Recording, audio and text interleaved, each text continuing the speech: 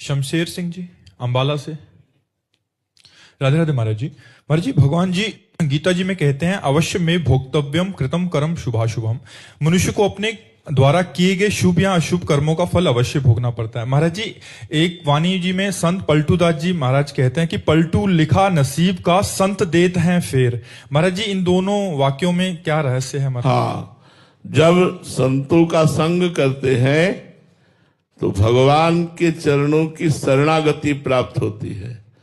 और भगवान स्वयं अपने श्री मुख से गीता जी में ही कहा है, सर्वधर्मान परित्यज्य मामेकम शरणम ब्रज तो अहम त्वाम सर्व पापेभ्यो मोक्षयिष्यामि मा शुचा।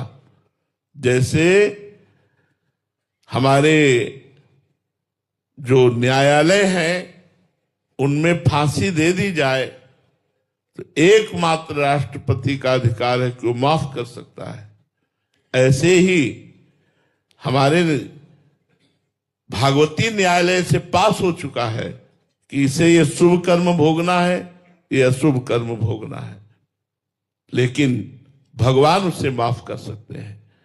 अहम त्वाम सर्व पापेभ्यो मोक्षयिष्यामि मा शुचा। मैं तुम्हें परम पवित्र कर दूंगा, तुम्हारे सारे अशुभों को मेट दूंगा। तो संत जो पलट देते हैं वो अपने बल से थोड़ी पलटते हैं, वो तो भगवान के बल से पलटते हैं। जैसे तुम्हारा वृंदावन आना तुम्हारे भाग्य में नहीं लिखा, सत्संग में बैठना भाग्य में नहीं लिखा, राधा नाम जपना तुम्हारे भाग्य में नहीं लिखा, ये सब संत कृपा से प्राप्त हो रहा है, ईश्वर की कृपा से प्राप्त हो रहा है।